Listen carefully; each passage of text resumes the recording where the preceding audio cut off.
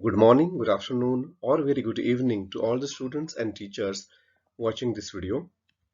Welcome in the Listen and Read Aloud series. Friends, we all know that listening is the fundamental linguistic skills. When we learn any new language, listening and reading aloud is very important because these two skills will not only improve our pronunciations but will also help us in improving our vocabulary and understanding.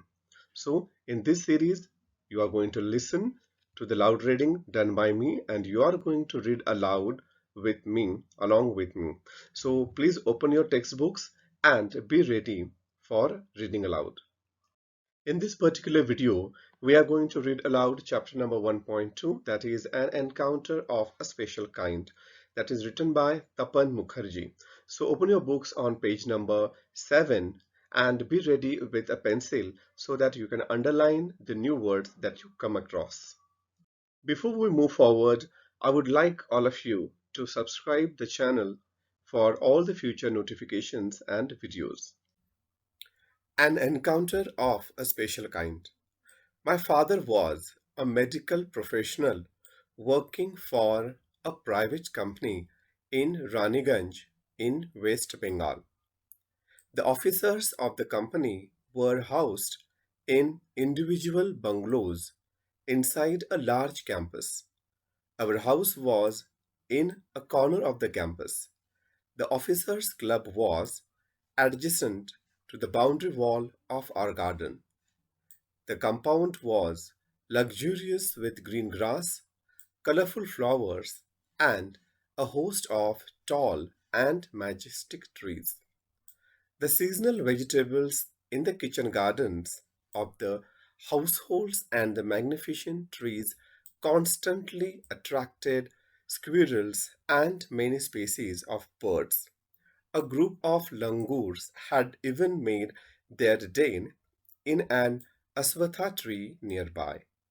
They had all become a part and parcel of our existence and daily life. A small incident on a Saturday afternoon left a profound effect on me and unfolded before my eyes a whole new dimension to the wonders of God's creation.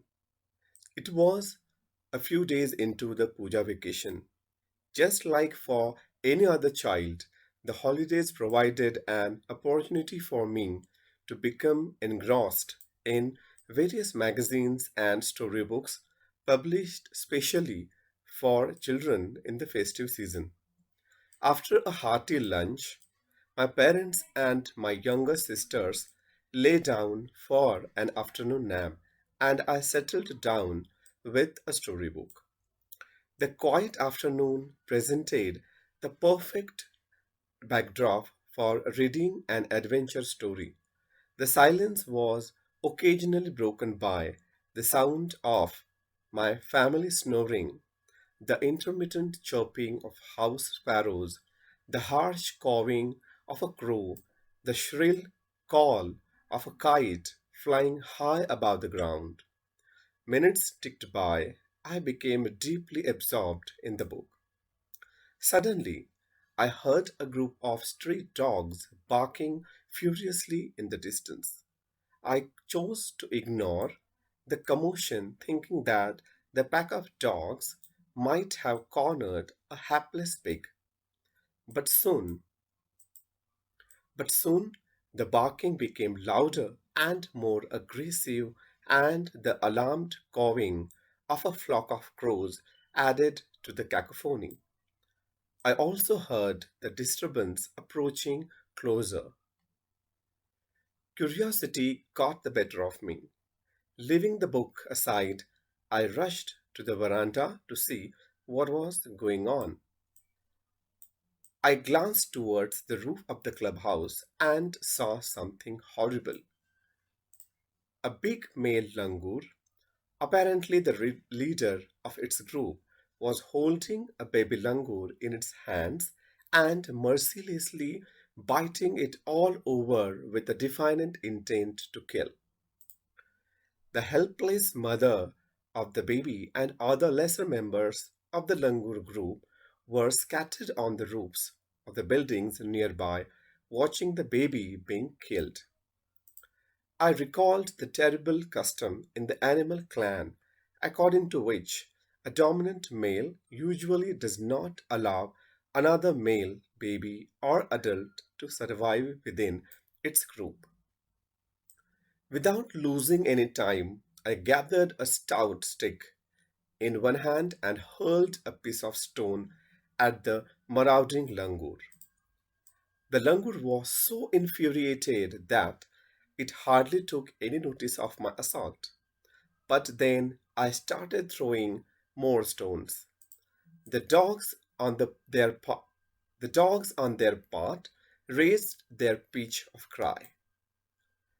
The changed circumstances and the sudden unexpected attack from unknown quarters forced the langur to drop the baby from the sloping roof over the veranda.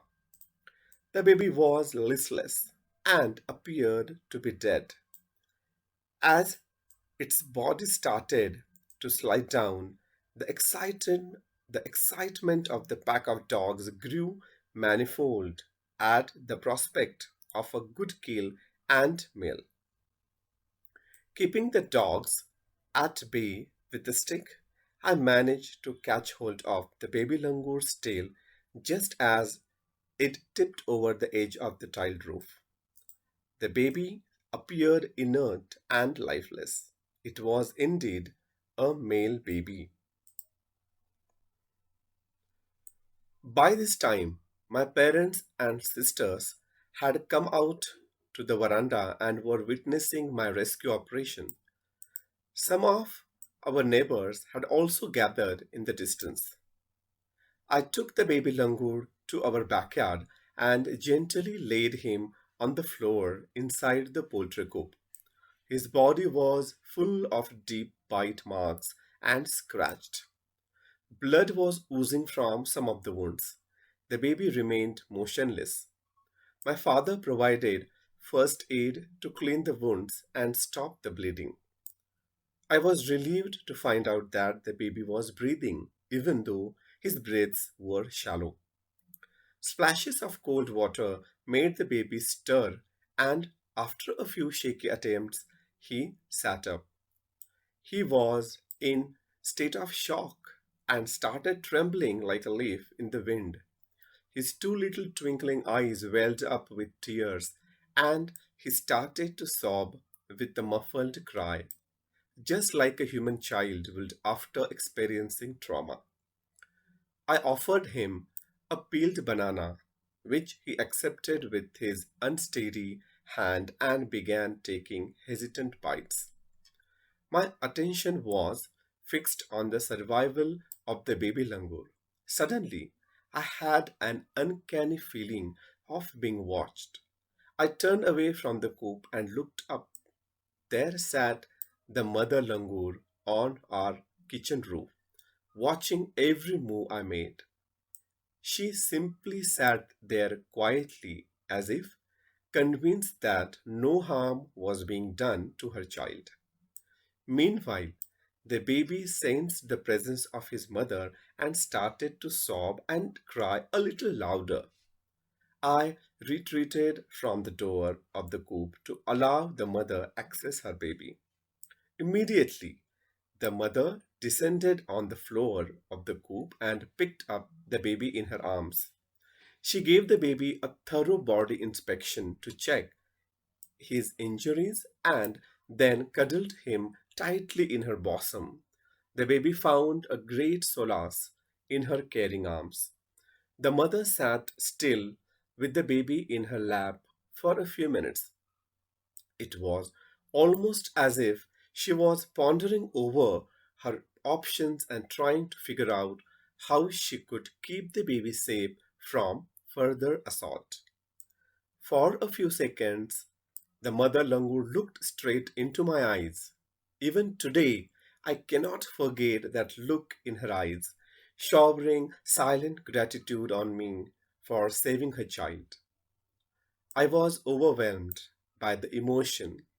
the sentiment, and the way she said thanks to me.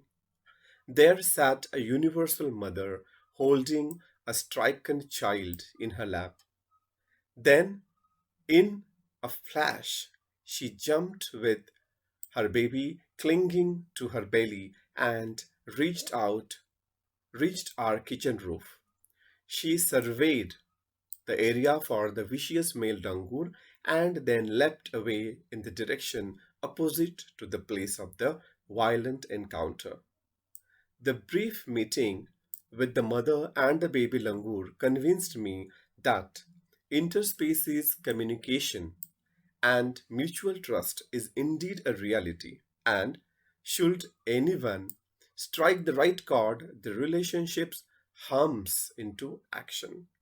The mother langur showed me that food was not the only means of communication between man and animal, but that there were other means of establishing a bond through trust, compassion, and mutual understanding. 55 years have passed since that day. I am now 70 years old, but I still fondly remember that encounter of a special kind by Tapan Mukherjee. Thank you for watching the video. Students, kindly note down all the new words that you have come across and write down in your notebook, find the meanings of them on online dictionary or the physical dictionary if you have printed one, and practice the spellings and the meaning and use those words in new sentences. Thank you so much for watching the video.